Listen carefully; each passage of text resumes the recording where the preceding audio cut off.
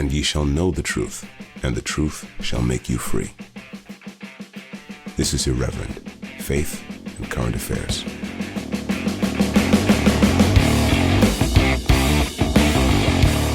Welcome to Irreverent Faith and Current Affairs. Jamie Franklin and Daniel French, Church of England, Reverends with a Difference. Daniel, how are you this day?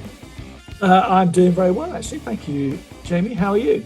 Yeah, I'm really good. Really good. I haven't slept very well in the last few nights and I'm feeling a little bit wired, which might come across in this episode, but I'm really, really excited about this episode, Daniel. And we're going to get straight into this today because we've just conducted an interview conversation with Anna Mayo, who is the head, along with a bloke called Matt Porter. Well, I think I might know, actually. That name seems familiar to me. Anyway, they're the heads of a group called orthodox ordinands. Now, ordinands are people who are training for ordained ministry within the Church of England, and they have made this group in order to respond to, largely, I think, the so-called LLF process. Now, LLF stands for Living in Love and Faith, and this is basically a process within the Church of England. It's hard to summarize exactly what it is, but it's been going on for quite a long time, hasn't it, Daniel, where it's basically been people within the Church of England, groups coming together to talk about different views of human sexuality, essentially. Now, the most recent thing that's happened, as many people will know who listen to this podcast, is that the bishops are trying to get through the so-called prayers of love and faith, which... Now that's, sorry, just to interrupt you, that's where Anna, she gave an acronym for that, wasn't it? PLF. Yeah, so we've got two acronyms. LLF. PLF. Yeah. So LLF, Living in Love and Faith, that's the overall process. PLF is the prayers of love and faith. Now, these prayers are essentially prayers that God would bless same-sex couples in their relationships. Now, there's a big sort of theological argument within the church about what these prayers actually imply theologically, whether it makes sense to pray for God to bless something or whether you pronounce God's blessing upon something, and whether or not you can pray for God's blessing to be upon something that's spoken against in Scripture, that's not licit according to Scripture, and so on and so forth. There's all sorts of theological issues, but just so people know what the overall framework is here, all of the links that we speak about will be on the show notes. But essentially, the headline is Orthodox Ordinands, a group of ordinands, trainee vicars who have come together courageously and faithfully to write a letter to implore the bishops who are involved in this process not to go ahead with this, because this is leading the church into a place of faithlessness, division, fracture, and danger. Now, they've done this really courageously, and we want to support them as much as we possibly can. So we're going to play this interview with Anna out now, and then afterwards, we're going to make a few comments. So please listen to this interview, listen to it all the way to the end as well, because Anna and these Orthodox ordinands need your support. And this is absolutely critical to the future of the Church of England. And you might say, well, I don't care about the Church of England, but maybe you're a Christian and you care about the Christian witness in this country, and you should care about the Church of England for that reason. Maybe you're just interested. But here we go. This is the interview with Anna Mayo. Well, we're very happy to be joined now by Orthodox ordinand extraordinaire, Anna Mayo. Anna, we've just been talking about the situation with the prayers of love and faith and the House of Bishops, and you've obviously been very involved in this conversation. You're an ordinand at Trinity College, which for people who don't know what that means, it means that Anna is training for ordained ministry in the Church of England at the moment. And we're going to hear about what you've been up to, Anna. But just to say at the beginning of this time, thank you so much for being with us. It's great to have you. Thank you for having me. It's a real treat. Wow, good. Really pleased as well. It's good that it's a treat and not an arduous chore for you.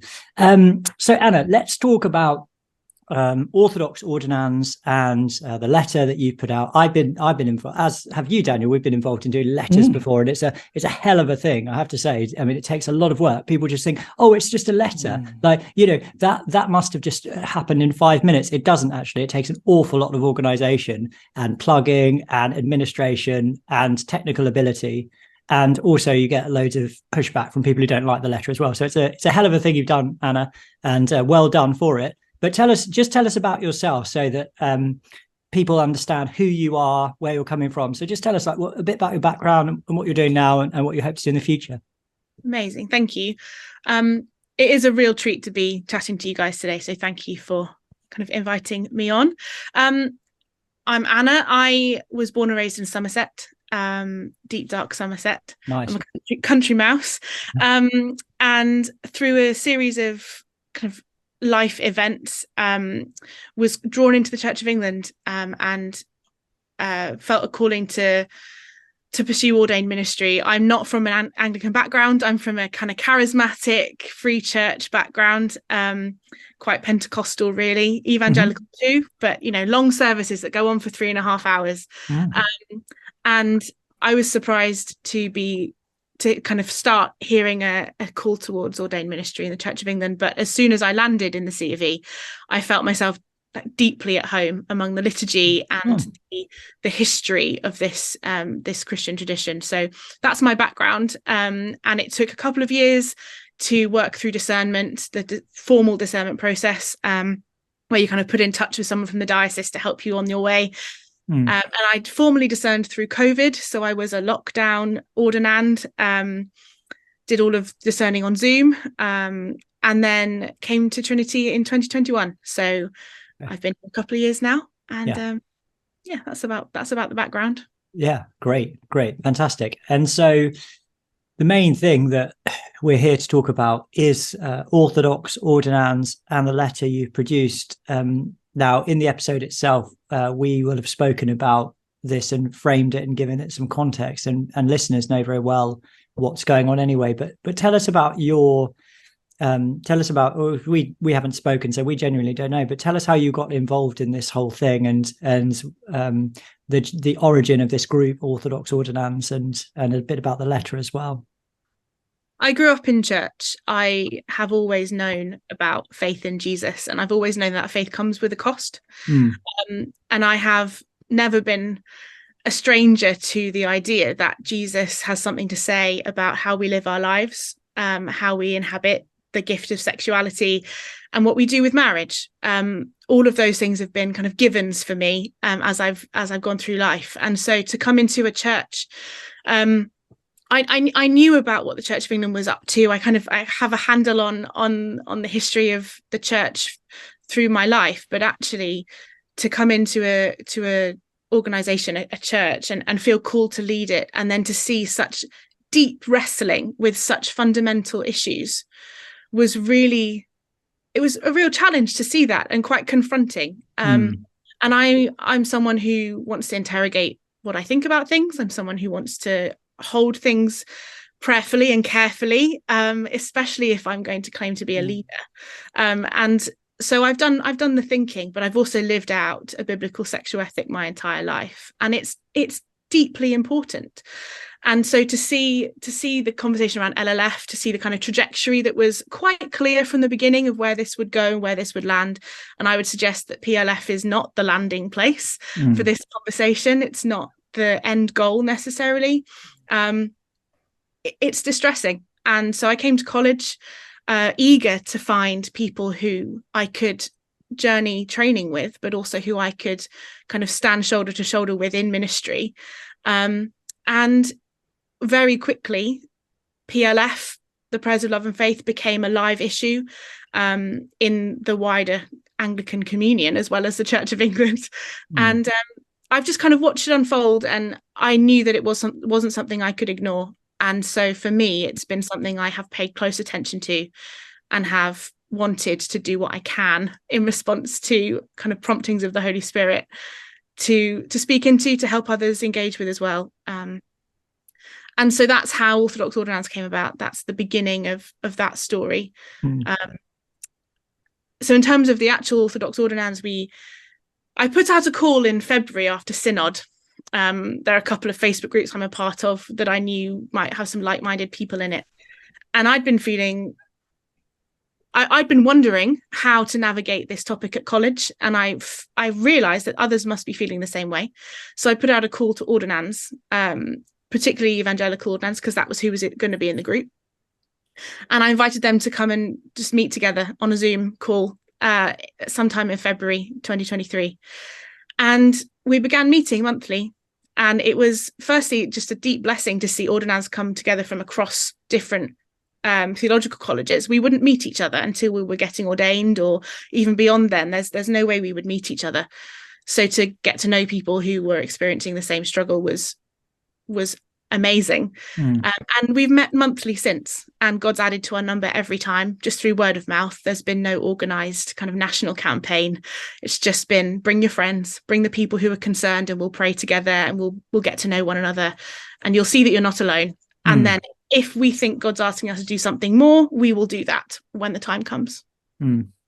And clearly you did believe that the Lord was asking you to do something more, because you produced this letter. But before we talk about the letter specifically, and Daniel, please do jump in here, because you know how, it's hard to get word in edgewise with me. But one of the things I was wondering about, so you've got this letter and it's signed by 78 individuals who have remained anonymous except for you and Matt Porter. 78 ordinands in the UK as a proportion must be quite a lot of ordinands. Do you have any idea what percentage of ordinands it actually is? That statistic is hard to come by. Right. The actual number of ordinands is really hard to find. Right. At the moment, it's smaller than it was last year, because we have fewer training this year than before. Somewhere between 1,100, 1,300, maybe up to 1,700. I'm not sure. So actually 78 isn't a large proportion, but it is 78 more than nothing. And to have this be, I think, the first time that an ordinand's voice has been raised and heard in this conversation, 78 is incredible. And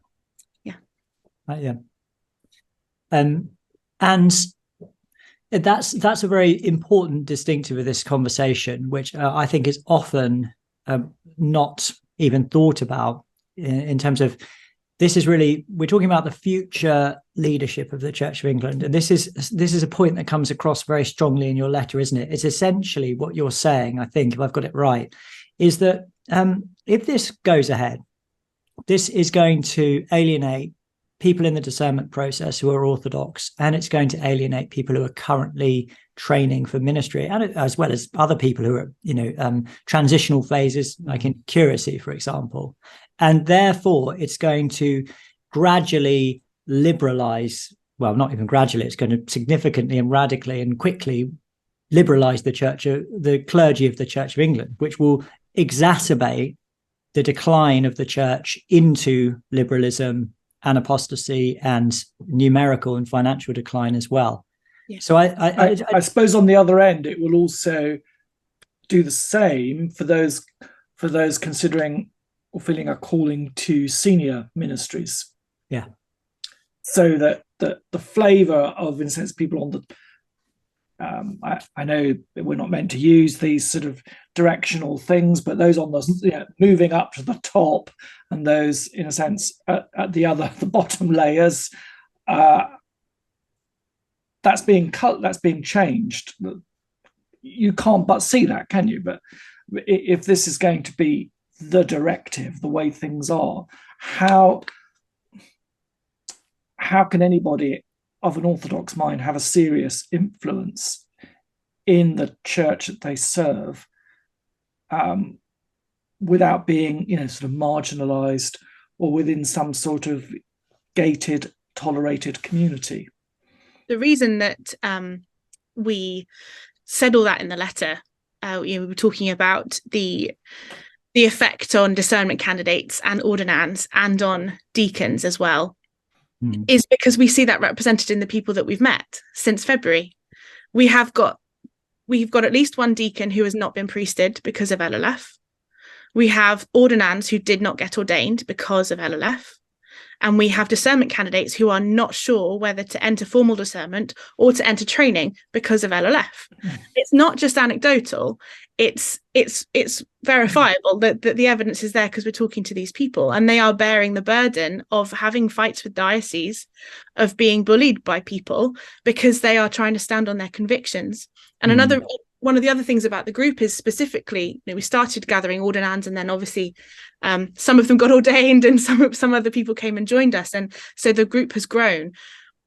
But there's a difference in terms of vulnerability between being anything other than a priest So we are pre-priesting because the vulnerability is so much greater. Yeah.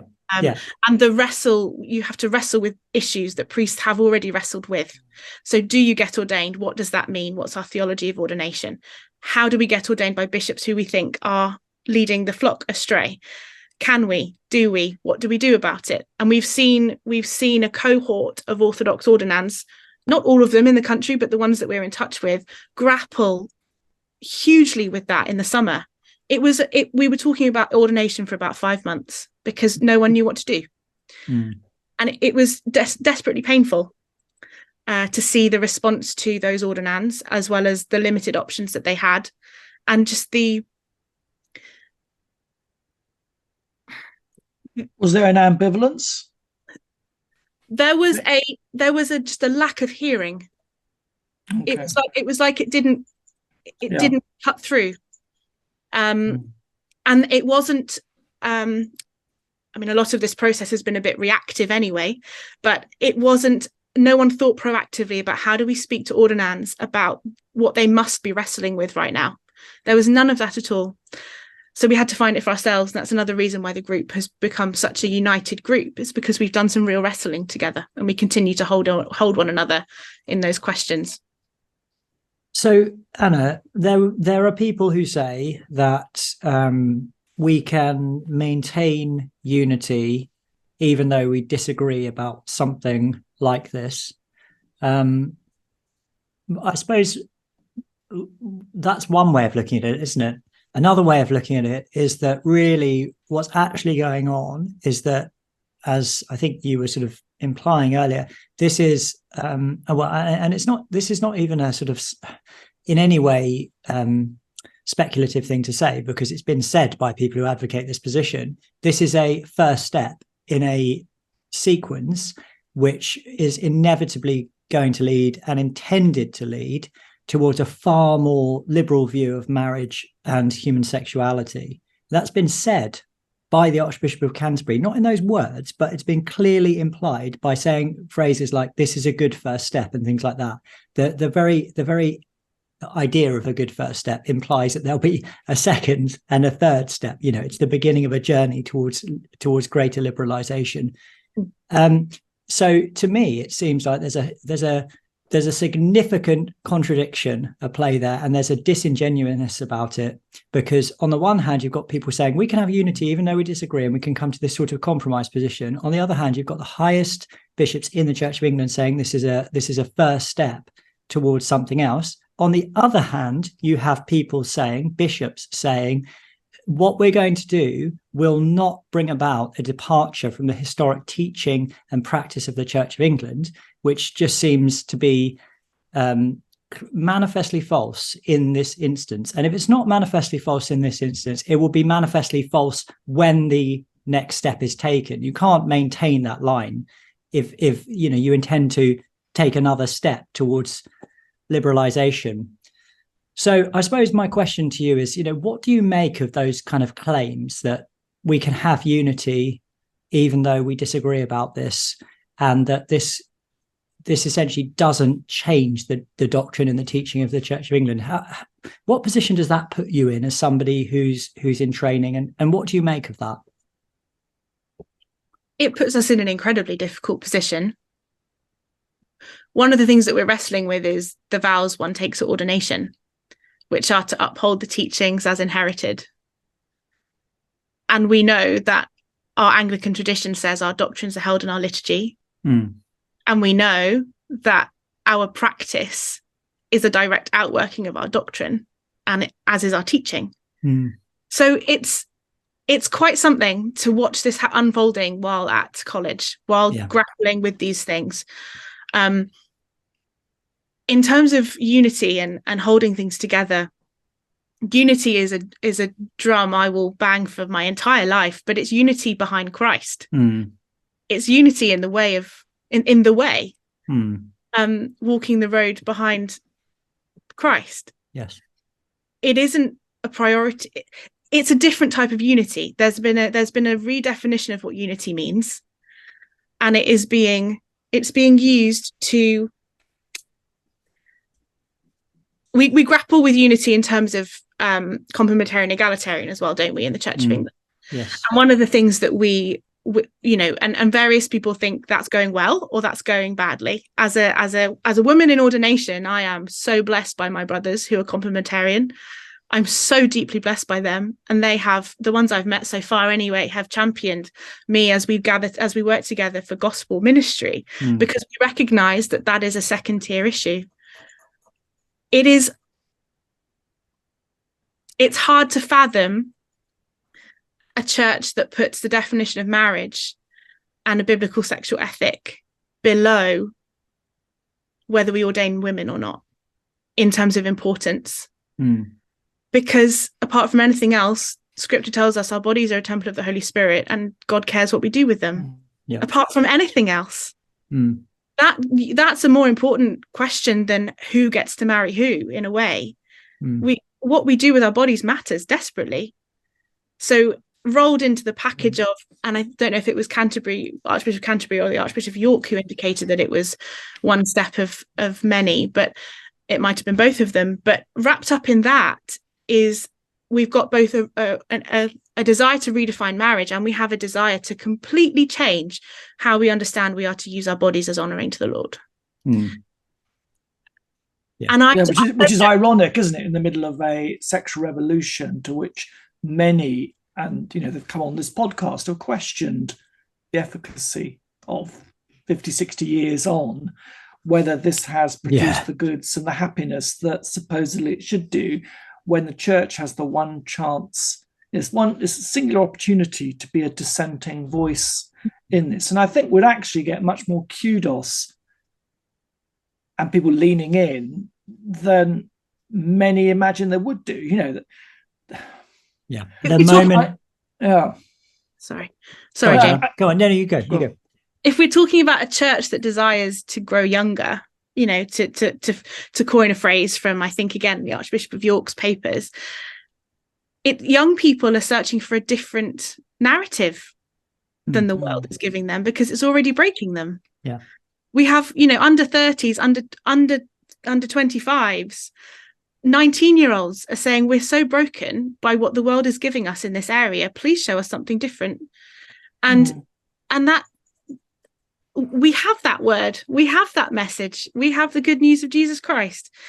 Yes. It's desperately difficult to see this unfolding. Do you think it's fair to say that what was missing from the start of the LLF discussions was questions not only of authority and ecclesial structure, but also that call to holiness and what that means.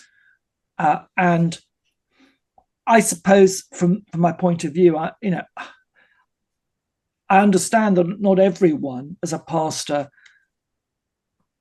gets to respond correctly to that call to holiness, but surely those who do, we should hold up in high regard, in high esteem, rather than say, well, your life choices are as good as anybody else's in the sort of the buffet of options that are available in the 21st century life. And I think that's what I personally found most stinging, was that clergy and ordinands who have decided to choose the biblical sexual ethic and let's say are same-sex attracted,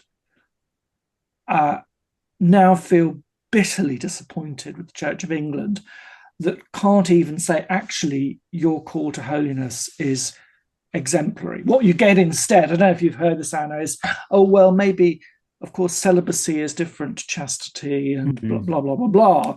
And that's just a call to celibacy that you're talking about. And you're saying, no. This is a call to sacrificial holiness. Yeah. And surely we ought to, we ought to say, may God bless you, especially in that. That is deeply heroic, and instead we've just sort of taken that away from them. There were three speeches in close to one another at the last synod in July. There was Bishop Rose from Dover, and then there was Jane Ozanne, and then a member of the laity stood up.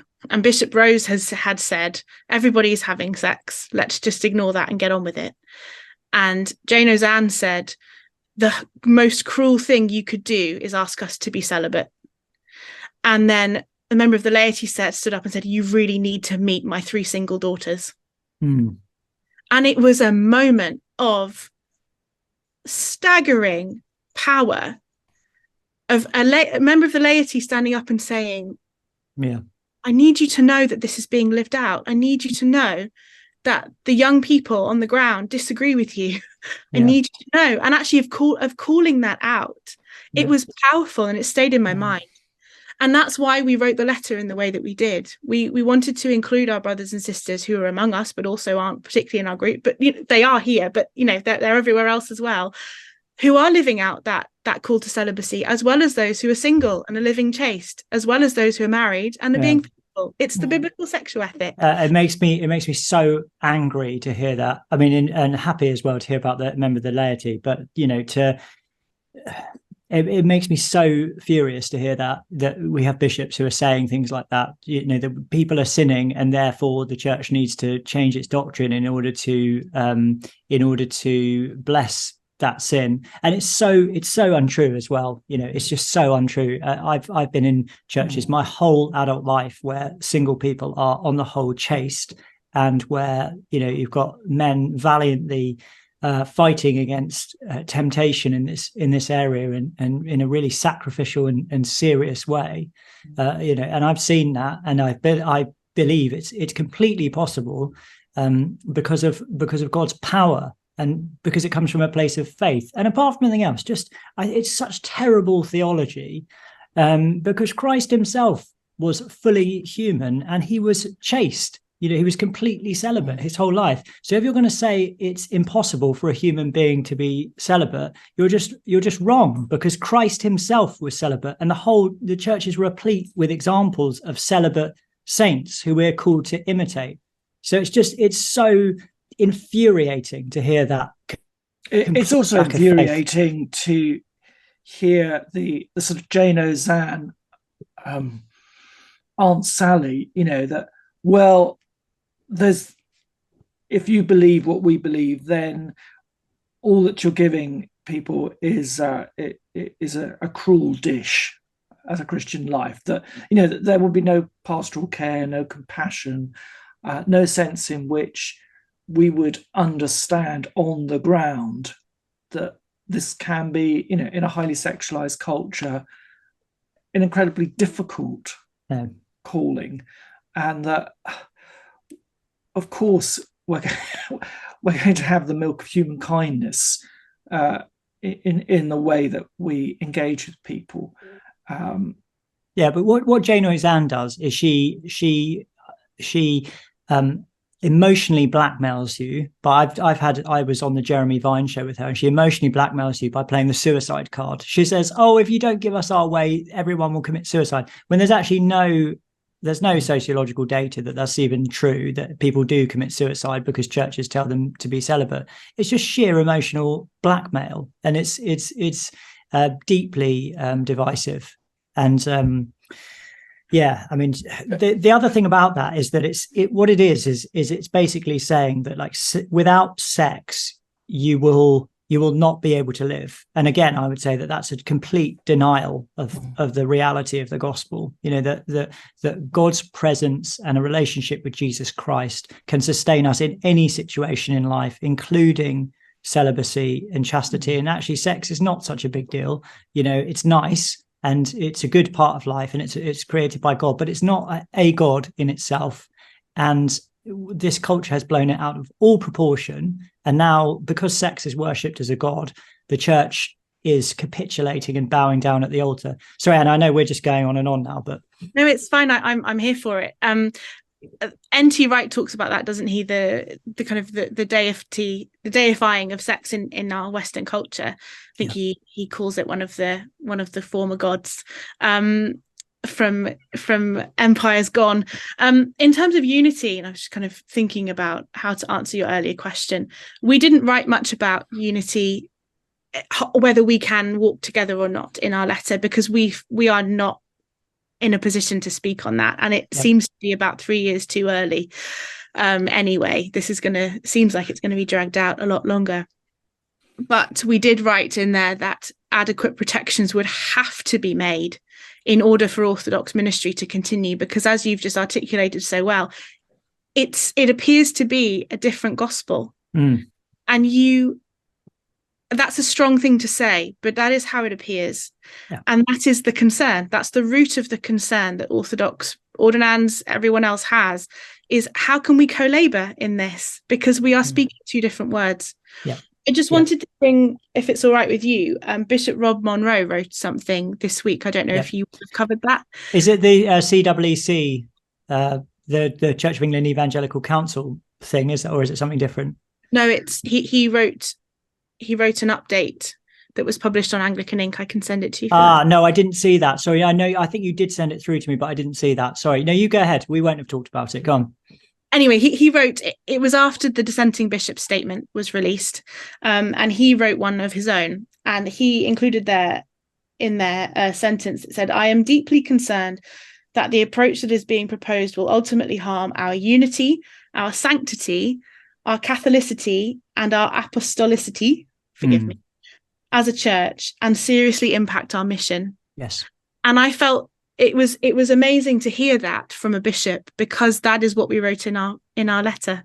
Yeah. And we do you remember a few months afterwards there was that brainstorming thing that the House of Bishops or College of Bishops had, and somebody post-it notes on the wall. Post-it notes on the wall, which pretty much is all those statements and more, isn't it? Diocese going bankrupt, ordinands not getting ordained. It was a whole list of things. And they hadn't realised that someone was it a selfie or whatever, that those would be visible to anybody with a decent phone. I was encouraged though by the inclusion of sanctity in that list, because that's a word that we haven't been talking about. But it's a word we need to talk about, especially as we as Orthodox believers gather round and raise our voice and say, look, we can't actually see you do this without saying no. Which is basically what we concluded in our letter, which is please don't do this. So Anna, that's a good place to take this. So we've had the dissenting bishops speaking out. I think it was 12 bishops, wasn't it, from the House of Bishops who've spoken out, and they basically they've highlighted a number of things. And the thing I was mentioning is an article which I'll put on the show notes, which was released on the Church of England Evangelical Council website, where they said they welcome the bishop's dissenting statement, and they made a number of comments about it. But essentially, I think 3 things were mentioned about this letter. Firstly, that the letter implies that there's deep disagreement within the House of Bishops about this. Second, they raise a concern about the legitimacy of the proposals and the possibility that they're indicative of departure from the Church of England doctrine. So we know that at least 12 bishops are concerned that aspect of it is very far from settled, that it does or it's likely to constitute a departure from the Church of England's historic doctrine. And third, that they talk about the bishops needing to have due regard to the obligations of good and proper governance. So not only is this divisive and unorthodox, but it's also being what would you call it? It's being pushed through in an inappropriate manner, and they're not having due regard to the obligations of good and proper governance. Now, 12 bishops within the House of Bishops have released a statement which is essentially implying all 3 of those things, which, if you actually think about it, is quite phenomenal, really, that's happened. So that's got to be a good sign, and maybe there's more to come. But what's your take on it, Anna? How do you respond to it? So thankfully, so grateful to hear those 12 speaking out. We know there are Orthodox bishops. We know that they've been working away tirelessly behind the scenes. We know they've been inhabiting a fear of God rather than a fear of man when they've been working with their ecclesial colleagues. And just so thankful to hear them speak out, and so grateful that we know that's the House of Bishops, not the college. We know there are more in the college. Yes. We know that number is bigger. We know that there are those who won't be able to sign it because of position or wherever they're at currently in their ministry. But we know that that number is bigger than 12, and that is deeply encouraging. It gives us some hope. As an ordinand, to some ordinands, it will give them a list of where they want to go and ask for curacies. For others, it will just be, I'm so grateful that someone said this. And it just shows the depth of disagreement. And I think it must show the depth of the problems in this process. And for those of us who've been paying close attention can see those problems, but actually to have the bishop saying this actually is not safe, this actually is not good governance, we actually are not doing our job here, that's seismic. That's a big shift in the conversation, I think. Yeah. Does the fact that the all bar two of you are anonymous, do you think that says something, that speaks certain volumes to the situation and the vulnerability? Because surely in a Christian community that proclaims a message of reconciliation, understanding, etc., everyone should be able to be open about where they are. I think it speaks to both the vulnerability that ordinands feel, full stop. So the lack of a voice, the lack of attention paid to where they're coming from. I think in general, ordinands are probably some of the most vulnerable because we're not laity and we're not clergy. We're somewhere in between. We're not anyone's congregant. We're not anyone's responsibility pastorally. We are somewhere in between. Yeah. We can't vote with our feet. We're here to train. Yeah. You're financially vulnerable as well. Absolutely. And so are clergy, but absolutely we are. And we also exist in these small, strange places called theological colleges, which are on their own little ecosystems. And I think that the 78, some of them did want to be public. Some of them were very happy to sign publicly, but not enough. Not enough for us to do it all together. Because we needed to speak with one voice. And the way that was going to work was for us mainly to do it privately. And Matt, who co-leads the group with me, we knew that would mean we had to put some names to it. We were happy to do that. It absolutely speaks to the vulnerability, and it speaks to... Sorry, go on. No, I was just going to say, I suppose what shocks me is that there hasn't been an immediate reply from those high up in the Church of England to say, we are really sorry that you feel so vulnerable in this, that you've had to do it this way. Because have you had any reply? There surely is a lack of care and pastoral care. Something is wrong with the system if it comes to that. As ordinands, a lot of us speak for the group. A lot of us haven't told our bishops what we think because we fear the repercussions. A lot of candidates haven't told or had these conversations with their discernment people because they fear the repercussions. And then a lot of people will end up finding themselves in curacies, especially this year, where they didn't have this conversation properly with their TIs because they didn't know how to, and no one knew really what the conversation was going to be about. And a lot of TIs are resistant to have the conversation because they don't know the implications of this yet. And a lot are still figuring out what they think about it. There's a lack of kind of, what does this mean for us, and ability to speak confidently in our conviction. The thing that's happening in the culture of the church, though, is the narrative is you must be okay with this. The narrative is this is, of course, the only thing to do. And if you disagree, you are now no longer wanting to be united with the whole church. So the orthodox is made to sound like the bad guy, and that speaks to the fear. That speaks to a certain amount of the fear in speaking out. And have you had any response from anyone on this? We've had 15 replies. We sent it to the whole House of Bishops on Sunday night ahead of their meeting on the Monday. Had some replies from the House. We then sent it to the college and the Archbishop's Council on the Wednesday or Thursday. I forget now which one. Okay. I think it was the Wednesday. And in total, we've had 15 replies, 13 of which are bishops, and we have had one from the office of an archbishop. Okay. So, Anna, one of the things I think about this is that I sort of see a similar dynamic with what you're doing to what's happened with this podcast, actually, and I don't want to be sort of too self-grandizing about this or anything like that. But when all the stuff was going on with COVID and all of that craziness was going on, we weren't hearing from the church authorities any what we felt was any kind of real sort of robust and solid and helpful Christian spiritual guidance for what people were facing, regardless of where they kind of stood on the issue, what was going on. Obviously, we were very skeptical, but there wasn't, as far as we could see, there wasn't really any attempt.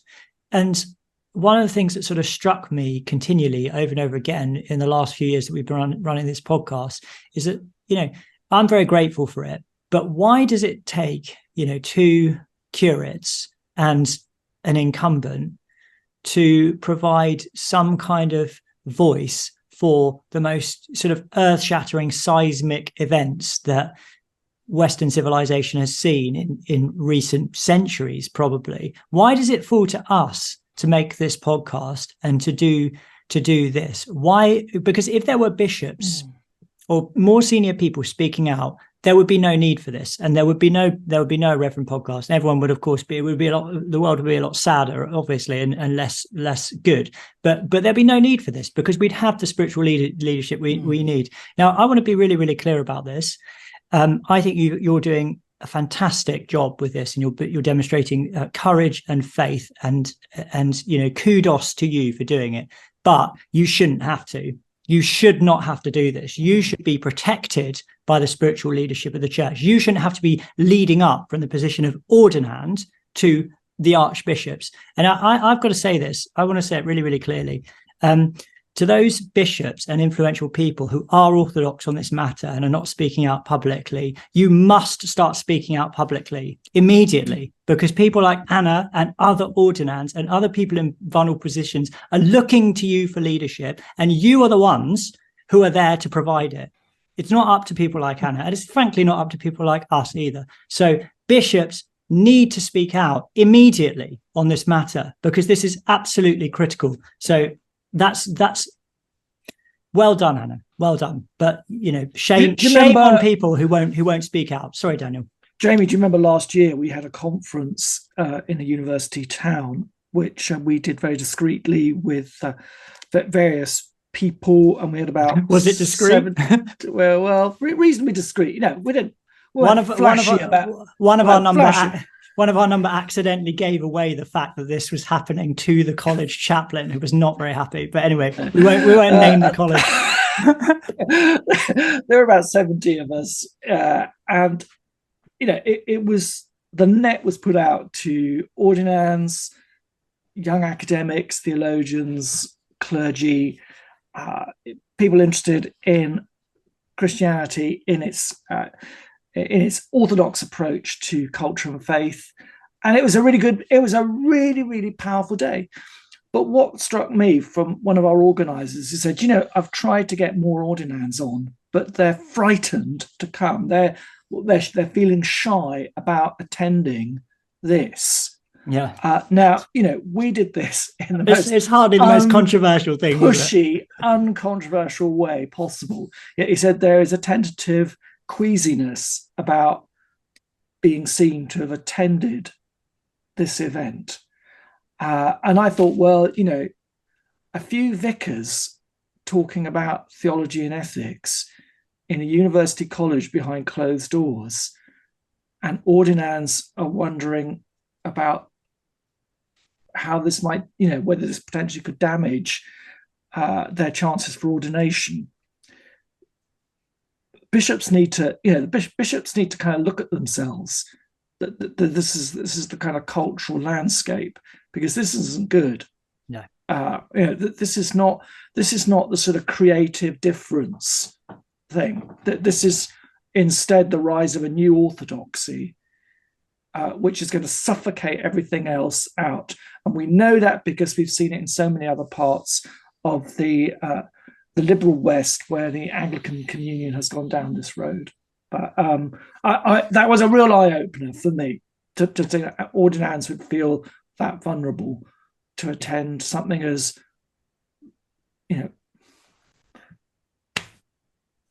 bland, really. Yeah, I mean, it was inoffensive. We had a talk on marriage and sexuality. I did a talk on science and religion. I mean, it was what was the other one? It was some kind of very technical thing, wasn't it? That was done by an archdeacon. I mean, it was hardly like, I don't know, like Arianism revisited, or who knows. It was hardly very controversial. But anyway, listen, Anna, we've taken up loads of your time, and we really appreciate what you're doing.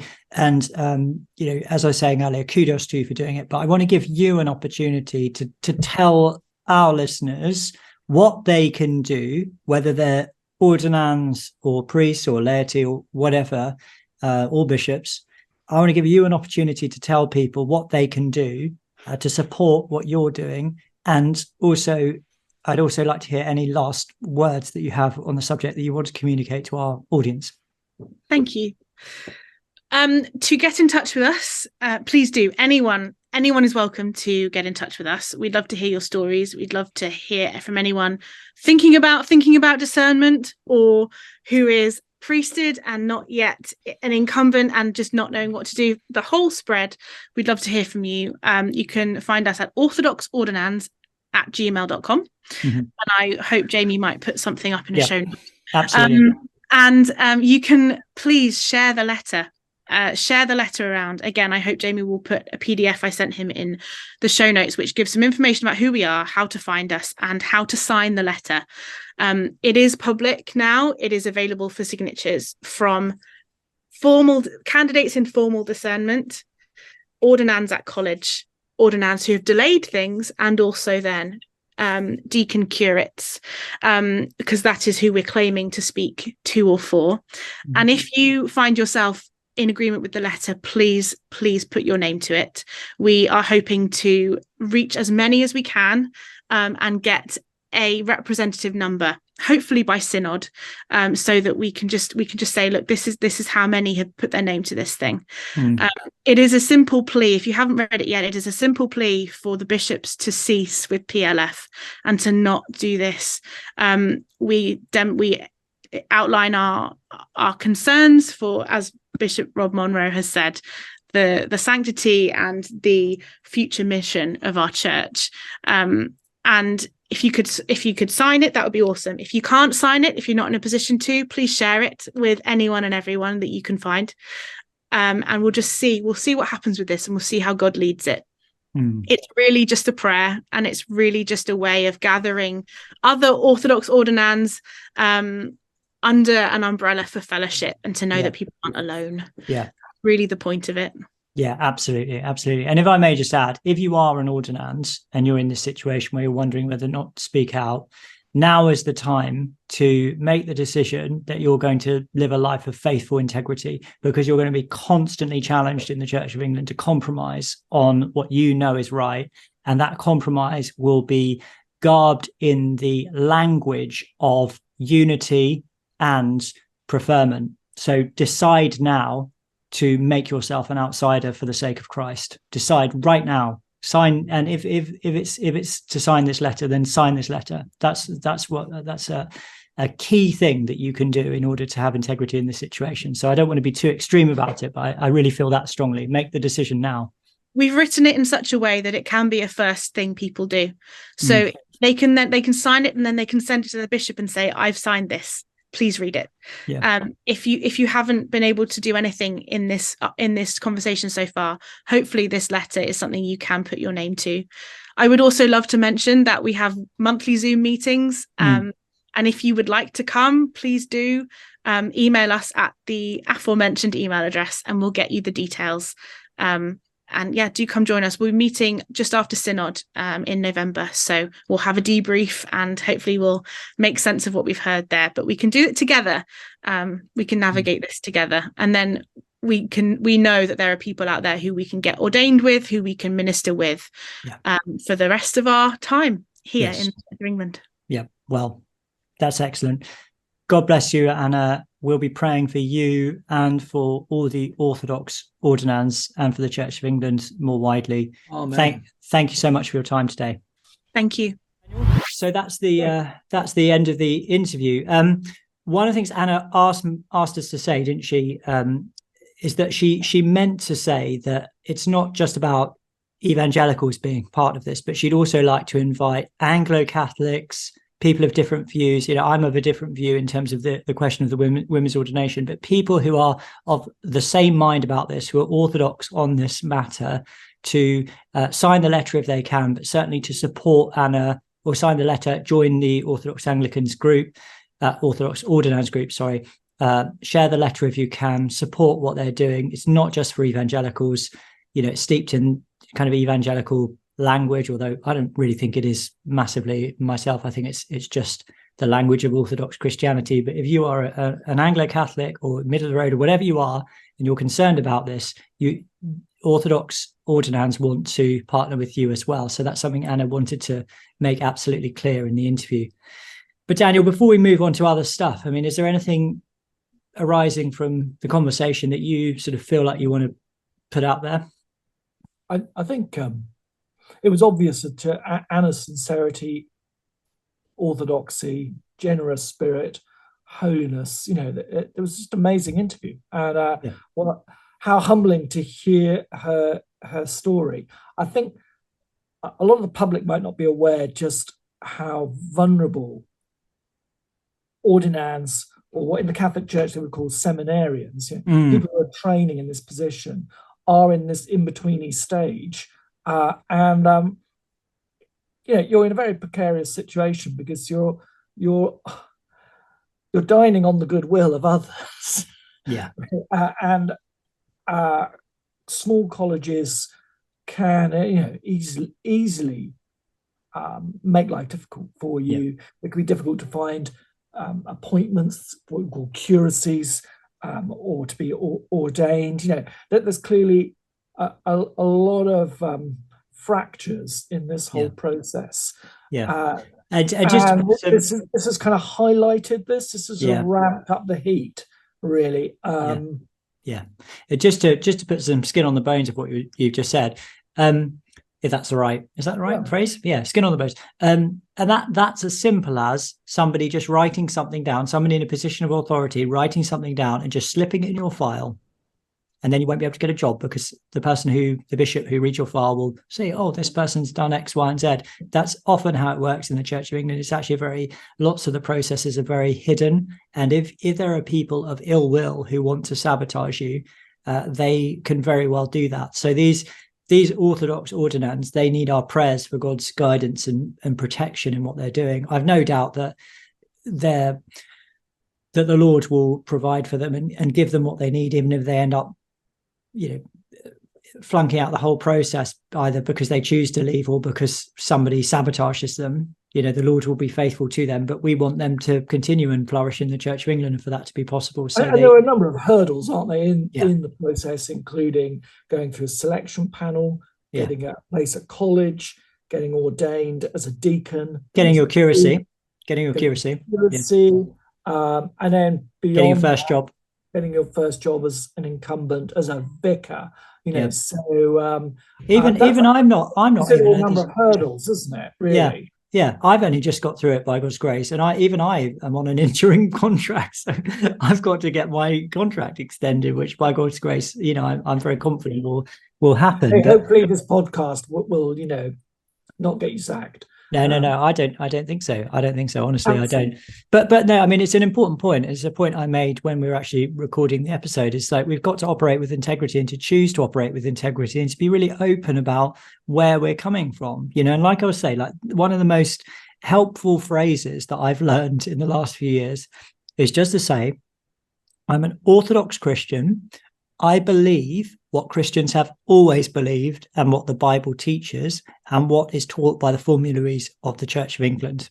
Now, nobody can contradict you and say you're insane and you're wrong and you shouldn't be a priest for saying that. It's not something that you can legitimately say very easily to a person. So that's, if you want to boil it down, I believe what Christians have always believed. That's just my position. I believe what Christians have always believed about this matter, and I don't see any reason to change it. That's a really good line, and I think it's really one good of the to be things open about it. that again that the public might not be aware of, who are coming new to this, is that the Church of England up until recently had this reputation for being a broad church, where people could have very robust theological ding-dongs. In fact, that was sort of part of its glory, is that you could have, dotty canons and outspoken bishops on all sides of the theological spectrum.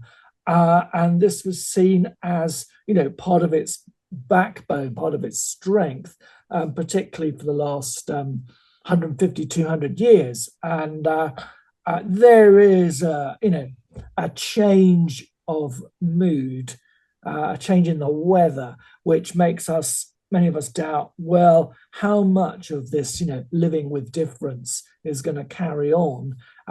Or is there a new orthodoxy coming that's going to completely marginalize and cancel us in the name of inclusion and progression? Yeah, absolutely. Yeah.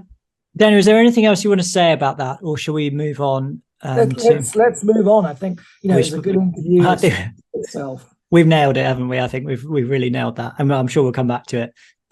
So basically, the way we're going to do the rest of this episode is a little bit different to how we normally do it, but because we've been on that for a while now, I'm going to do something that interested me this week. And Daniel, you're going to do something that interested you this week, and then we're going to do an email of the week and a prayer to finish. So that's how we're going to do it. So Daniel, something that I noticed, which really kind of surprised me, but I kind of knew what was going on, is the developments with UCCF. Now, I don't know if you know much about UCCF. I know nothing. Okay. What does it stand for? So UCCF is a University and Colleges Christian Fellowship, and they are a national group who assist Christian unions. So in universities and sixth form colleges and maybe in schools occasionally as well, they assist Christian unions, which are groups of Christian students who get together to pray and worship and evangelize. They assist them in their task. And in many ways, UCCF are a very, very influential organization, although many people haven't heard of them. And the reason that they're so influential is because they're working with, a lot of the time, the future high profile Christian leaders of tomorrow, especially in universities which produce high caliber students like Cambridge and Oxford and so on. Now the UCCF, I'm not going to get all the details about this right because I haven't researched it extensively, but I know that two of the directors of UCCF, Tim Rudge and Richard Cunningham, Richard Cunningham's the top dog, they were suspended as directors. And they have recently released a report about what's actually been going on there. But the report is actually quite vague. It doesn't actually say what has happened. But essentially, there's been accusations of inappropriate practice from a legal perspective. And I think there have been questions also about a culture and an atmosphere which has been, well, let's say less than superlative in terms of Christian virtue. One of the things that really struck me about the Premier Christianity article that I read is that legal concerns were raised by so-called staff workers who were saying that the employment practices of UCCF were illegal. Specifically, when staff workers are employed, they are told that they are to remain with the organisation for a minimum of 3 years and no longer than 5 years. Now, many staff workers have pointed out, and it says that they actually a group of them contracted lawyers to press this case. They've pointed out that that is actually illegal because you're not allowed to employ somebody for a set period of time and then tell them that they are to leave the job. The only way you can do that is if the job comes to an end completely, whereas these jobs were not coming to an end. The staff workers were simply being made to leave and being replaced by other people. Now, the reason I find this so interesting, Daniel, is because I was a staff worker for UCCF when I was in Yeah, when I was in my early 20s, I was a staff worker for UCCF for a year. And I was my eyebrows are really raised because when I read this, because that is exactly what people were saying whilst I was a staff worker there. What Now, you mean that they were complaining about this? Staff workers were saying that it was an illegal practice. People were aware of the fact that there were legal question marks around getting people to leave their jobs after 5 years when the jobs themselves were not coming to an end. It was just UCCF's preference that the staff workers wouldn't stay that long because they wanted to keep things fresh. Now, in saying what I'm about to say, I would say that the only reason I'm even thinking about this is because I read this thing. It's not something that sort of affects me anymore. It's a long, long time ago. And I forgive the people who did what they did to me. But at the same time, I think it's sufficiently long time, and this stuff is in the news anyway. So I thought I just tell a little bit of my story. I won't go on and on for ages about it. And like I say, I wish these people the best, and I hope that they've I hope that they recognize as a result of what's going on that the inappropriateness of their behavior. But essentially, I was 22 or 23 when I was employed as a staff worker by UCCF. Now, when you're that age, you don't really know anything about life, especially if you've been at university for the last 4 years, which I had. And I was brought to a new city to work with the Christian unions in the city. I was excited to be in Christian ministry. There were challenges for me, but I didn't really feel like it was the right job for me.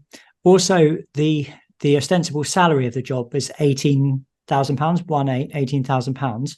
But the crucial aspect of that is that you are required to raise £6,000 yourself in the donations of churches and family, friends, and things like that. That was I genuinely tried my best to do that, but it was really tough. Part of the reason it was really tough because I was in the kind of church where it wasn't in the culture to give to organizations like UCCF for various different reasons. Over the course of the year, that became increasingly an issue. And not to put too fine a point on it, but essentially I was threatened on a number of occasions that they would take my job away. And this is in the context of them telling me that I had to stay for 3 years and I would have to leave after 5 years. So the message to me was essentially, you have to stay this long unless we say you're not staying this long and we'll take your job away when we want to. So it was very clearly said to me. Over the course of the year, I was offered a job working in a church. I didn't have to raise any of my salary. I would work with students, and it was clearly a much better job for me. And so I decided to leave UCCF. When I told the people at UCCF about this, they said some very, very nasty things to me, which are still lodged in my mind. Bear in mind, I was 23. I wasn't married. I was living by myself. I'd moved to a new city. I had basically no money. I'd moved there for them. They're paying me 12 grand, expecting me to raise the rest of it. But they said they were basically, questioning my character, telling me how I'd let them all down. This because, they want you to stay for 3 years.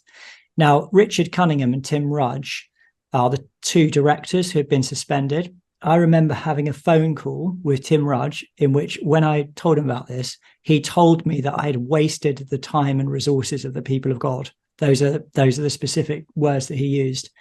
And I found that comment to be absolutely devastating. I really, really did. It caused me a great deal of hurt and other things. I don't want to name the other person who said nasty things to me, but because that person isn't a director of the organization, therefore doesn't have to take the same kind of responsibility for these sorts of things.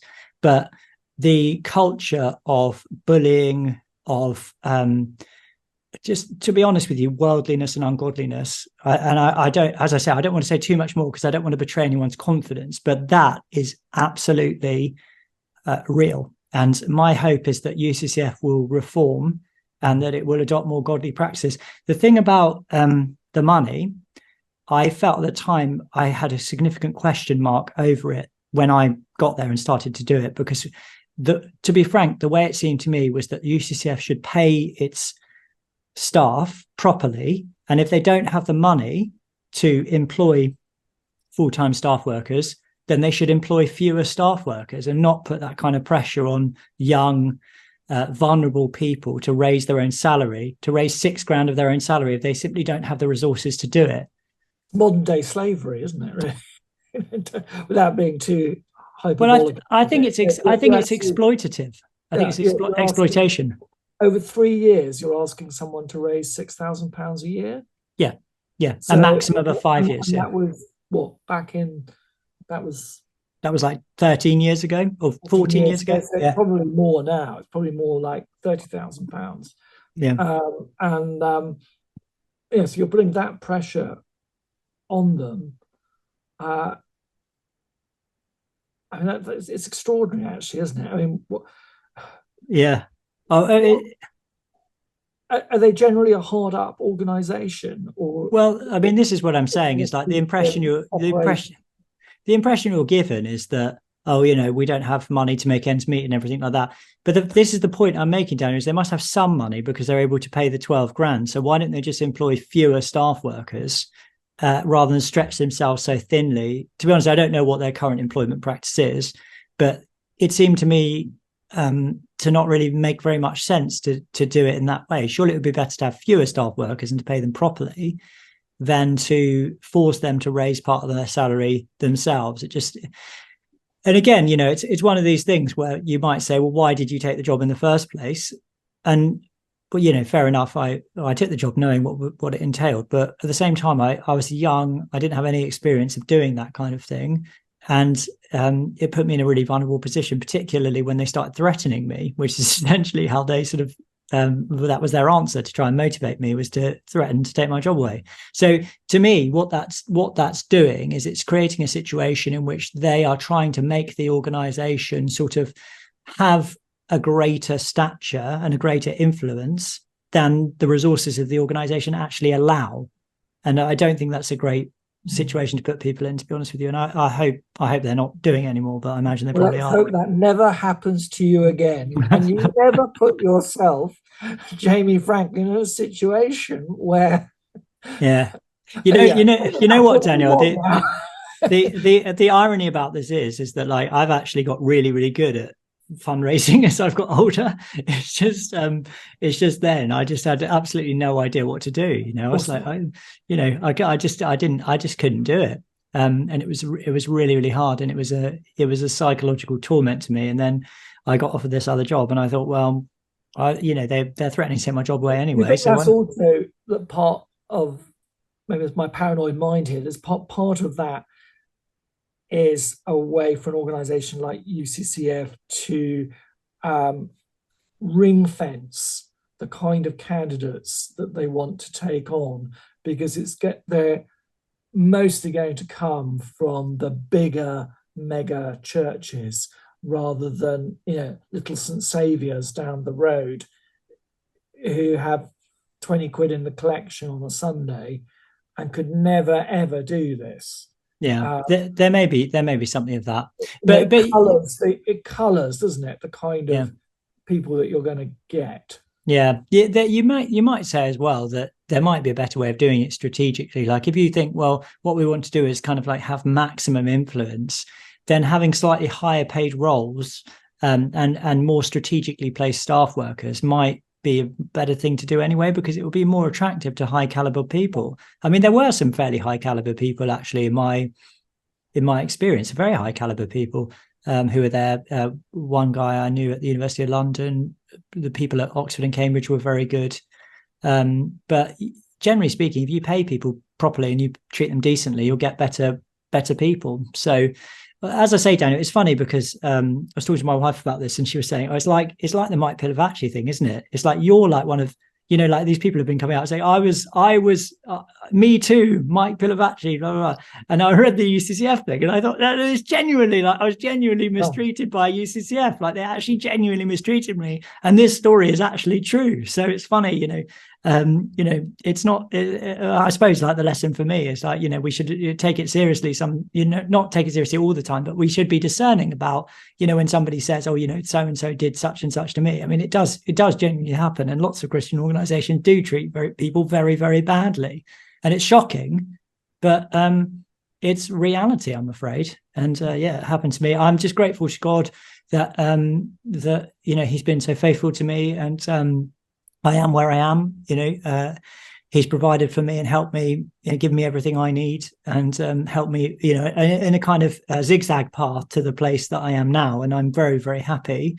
And also I'm happy to have had that experience as well, funnily enough, because it taught me a lot about a particular kind of world that I didn't have very much experience of. And I just pray for Richard Cunningham and Tim Rudge, and I hope that if they do have things to repent of, that they repent of them, and as I say, I have absolutely no ill will towards anyone associated with them, and all I want for them is the best for them in terms of their mission, helping students evangelize on campus and everything like that. So it's water under the bridge as far as I'm concerned, Daniel, but at the same time, the truth does have to be spoken, 14 years after the event on a podcast sometimes. Now, if you want to support Irreverent,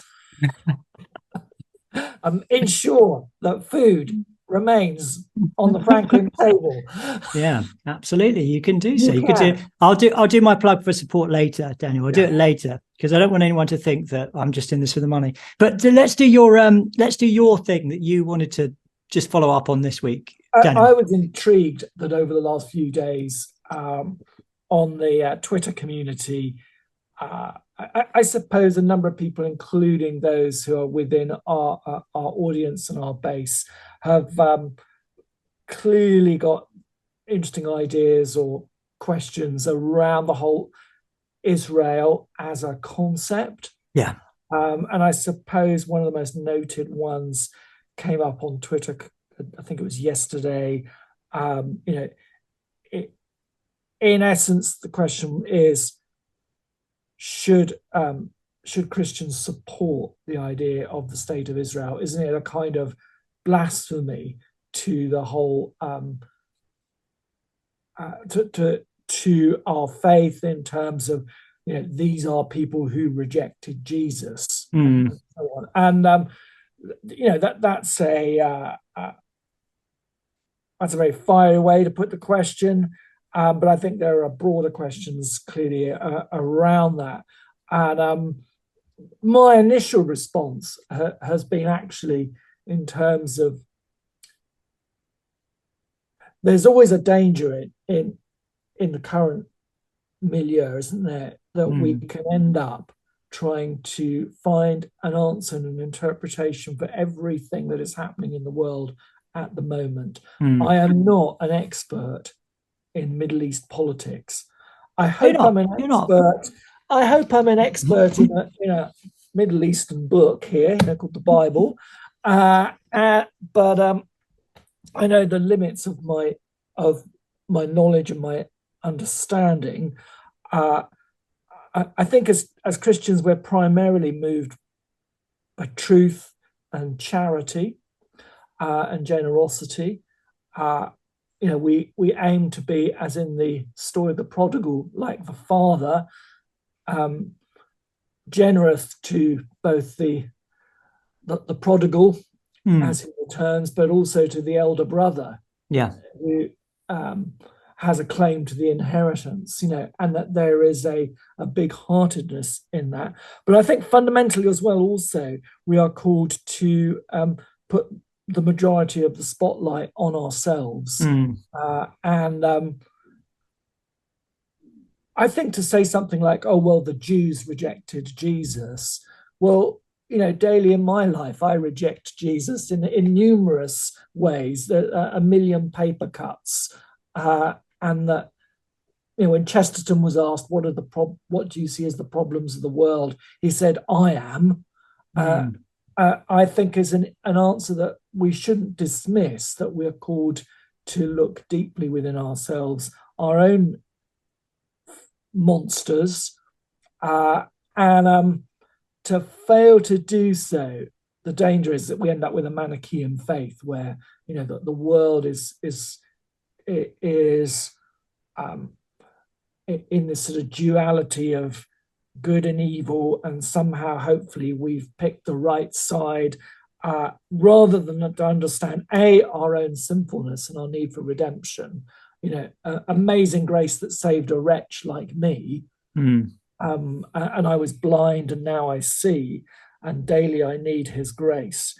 And secondly, that we ignore the majesty of God, and his command over history and his purposes, and that clearly his purposes for the Hebrew people, from Abraham onwards, has not been to give them world domination, but for them to be a nation that would give us the Messiah, that would be catechetical in their life. We see in the Old Testament people all the facets of what we could and can't be. We see the temptations to be like other nations and that, but and perhaps we also see at the moment, the way that those on the other side of the argument have been intensely cruel and dismissive of the awfulness of what has happened in the Hamas attacks. How a sort of hard left activism can harden your soul to that. But I believe God has a heart for the Jewish people, and I don't see that personally I think likewise we are called to have a similar heart, to understand in looking at the Jewish people, we see something of where we as Christians have come from.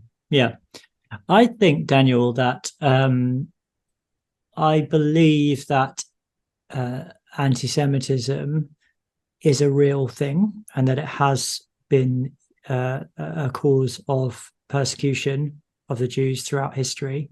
And I think that the reason that this has happened is because, for this very reason that we're talking about, that the Jews were God's chosen people. Now, this isn't to exonerate the nation of Israel or the Jews throughout history. If you read the Old Testament, you'll see denunciation after denunciation after denunciation of the faithlessness of God's people. The Old Testament is a very self-critical book. Of course it is. Of course it is. And I think this is part of its divine genius. So it's not about lionizing the Jews in any way or saying that they are a superior race or anything like that. That's a misunderstanding of the notion of election, of the election of Israel.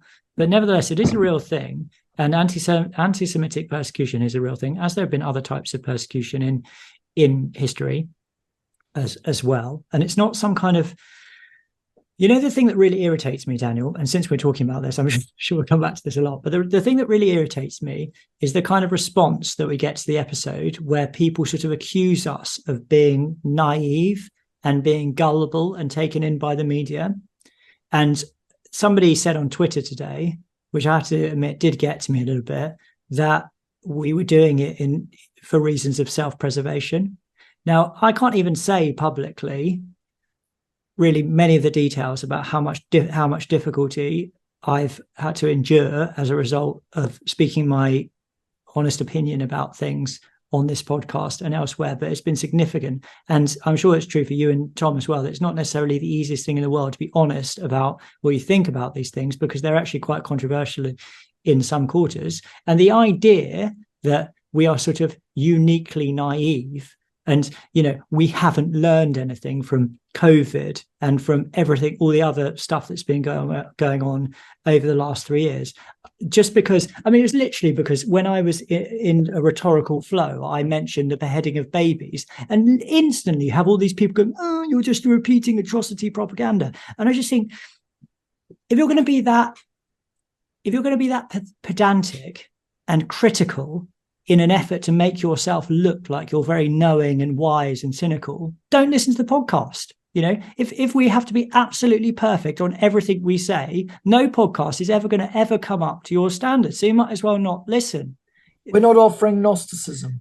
We're not. But also, Daniel, like the other thing is like, just observe the context. This is a conversation. It's an ongoing conversation which has been going on for 3 years because we say one thing that might be slightly exaggerated. And the other thing about that as well is, okay, so say babies weren't beheaded, right? Oh, that's atrocity propaganda. Was it all atrocity propaganda? Were there no children who were kidnapped? Were there no babies who were burned alive? Were there no families who were gunned down by Hamas? I mean, what kind of point are these people even trying to make? It is so irritating and pedantic. It's like, talk about missing the wood from the trees. Like, honestly, you have to look at yourself. Take a good look at yourself if that's what you take away from the episode. You're exactly right, Daniel, to talk about the hardening of the heart in that respect. It's just because the media lies and is a propaganda machine, it doesn't mean that there isn't a real human tragedy over what's going on. And I find it incredibly irritating when people come out with this pedantic nonsense when we're having an actual serious grown-up conversation about this kind of thing. So that's my message to those people. It's like, grow up, grow up. And if you don't like the podcast, don't listen to the podcast. Anyway, there you go, Daniel. That's my they always say, I love the podcast, but you are not based enough, but you're a little behind the curve. That's what this person said. Oh, whereas you're right on the curve. This is a person with an anonymous Twitter account who accused us of self-preservation. I mean, you're the one with the anonymous Twitter account, okay? Anyway, I should. Sometimes it's fun to get things off our chest. Sorry, I was going to make a serious point. One thing, sorry. Romans chapter 11. Romans chapter 11. Lest you be wise in your own sight, I do not want you to be unaware of this mystery, brothers. A partial hardening has come upon Israel, upon the fullness, until the fullness of the Gentile has come in. And in this way, all Israel will be saved. As it is written, the deliverer will come from Zion. He will banish ungodliness from Jacob. And this will be my covenant with them when I take away their sins. As regard the gospel, they are enemies for your sake, but as regard elections, they are beloved for the sake of their forefathers. For the gifts and the calling of God are irrevocable. Now you have to reckon with that passage of scripture in talking about the Jews today, because that doesn't mean nothing. You can't just say that means nothing. It talks about the beloved of God, the gifts and the calling of God are irrevocable. Now, I do not believe that means that God has two people, the church and an equivalent people, the Jews. I believe that it is God's desire that the Jewish nation are saved and grafted into the church in Jesus Christ.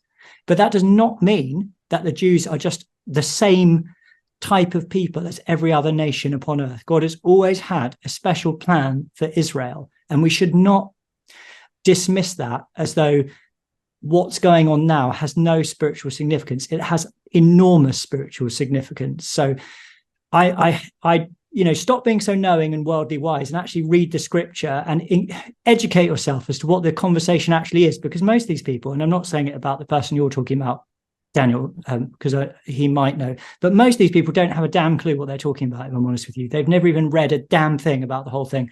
So there you go. Sorry, I'm going to stop ranting now, Daniel. I took over your interesting point. Yeah, should we talk about the weather now? It's fun. I'm having fun today. I really am. Letting loose a bit. Okay, Daniel, that's probably enough. All right, let's do an email of the week. Okay, we're going to... Oh, actually, can I do a plug for support? I've just told everyone not to listen to the podcast. If anybody's still listening. Don't listen to the podcast. Listen, if you got this far, you must like the podcast, okay? Now, please, if you like this podcast, if you appreciate what we're doing here, we do rely upon listener support. We don't have any adverts. I don't have a salary. I have a church house, but I don't have a salary, and I rely a lot on this money that comes from the Reverend. The podcast takes money to produce as well. So if you contribute to this podcast, you are making a direct contribution to this thing, this podcast, my life, other people who are involved as well. And so it really does make a difference, and it's absolutely crucial that you help us. So please help us by becoming a Patreon today, and support us on Patreon by going to irreverendpod.com. That's irreverendpod.com, and click on the big red button and become a Patreon today for as little as £1.50 plus VAT in the UK per month. We'd appreciate it if you could think about giving more. If you think about, well, if we were here, right? If you were here having a drink with us, and you brought us, say, 2 pints of beer, that would cost you a tenner. Okay, so could you buy us 2 pints of beer a month, for example? That would be a tenner. Could you support the podcast for £10? And then if you ever do meet us in person, you like to buy us a drink, you can cancel your subscription for a month and then get it again. But think about that, please. irreverendpod.com, and click on the big red button. And if you like the podcast, please support us. The more people who support us, the more we can do, the more power we'll have going forward for the future. The other thing I was going to say about that is, if you become a patron, you get our free bonus audio podcast, which is called Uncollared, where we talk about stuff even more off the record. Well, this isn't off the record, even more honestly, if that can possibly be imagined, than we do here. So you get the free audio podcast as well as a thank you from us. We release the episodes early, and so on and so forth. So please become a patron, or consider buying us a coffee. Our Buy Us a Coffee account is on the same website, irreverendpod.com. It's a big yellow button, but please do think about clicking on that big red button, because we absolutely need the support and we really appreciate it. So thank you. All right, that said, email of the week. Hello, chaps. Love the pod, as always. Just wanted to pick up something discussed recently. In the episode, The Repaganisation of Britain, around the 1 hour, 28-minute mark, very precise, there was a discussion around how to advise our kids on career choices and whether we should consider actively moving towards blue-collar work rather than white-collar. Jamie said, quote, "If we want to maintain our integrity, we have to think quite carefully about the professions we involve ourselves in and that we recommend to our children." And the discussion seemed to conclude with the idea that the only options to Christians may be icon carving, accountancy, or presumably the clergy. Surely we have to do better than that for Christian careers advice. I agree with the sentiment that we shouldn't compromise our integrity, but isn't this far too retreatist?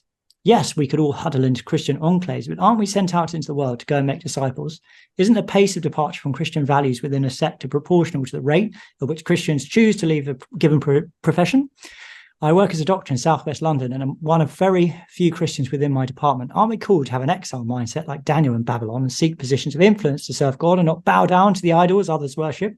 To walk away from certain professions would be the easier option. But what would it be? But would it be what God is calling us all to?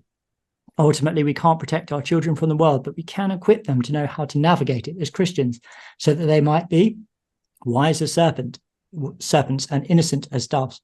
Maybe akin to the choice that you yourselves have made to stay within the C of E to stem the loss of those who would fight for doctrinal purity. Is that not what Christian healthcare workers need to do, to fight for the sanctity of life within the NHS, lest it falls ever further into the hands of heathens?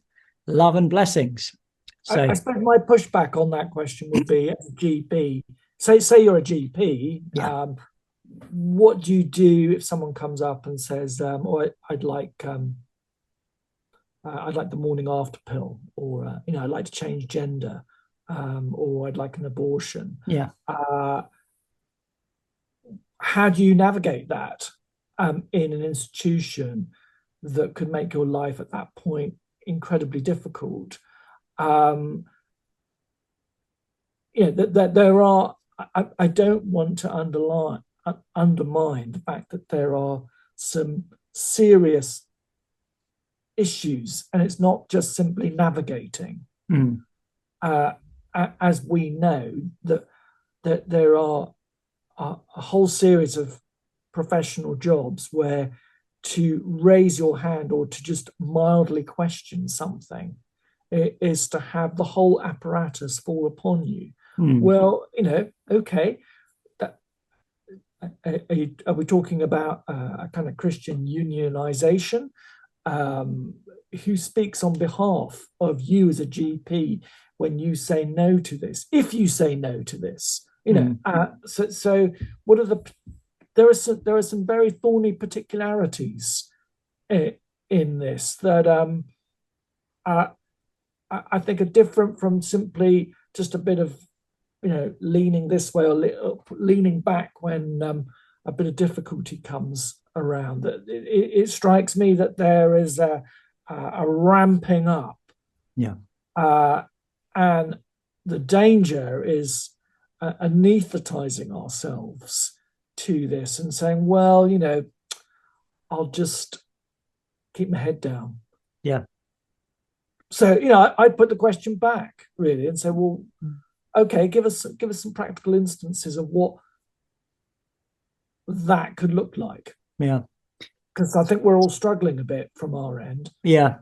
It's interesting, isn't it, given the conversation we've already been having today about our situation in the church, isn't it? And, I'm not saying this is a kind of outright solution or anything, but I wonder if a bit of a yardstick would be, can you operate in the profession that you're talking about, or could the person you're advising operate in the profession that you're talking about with integrity and openness about that integrity?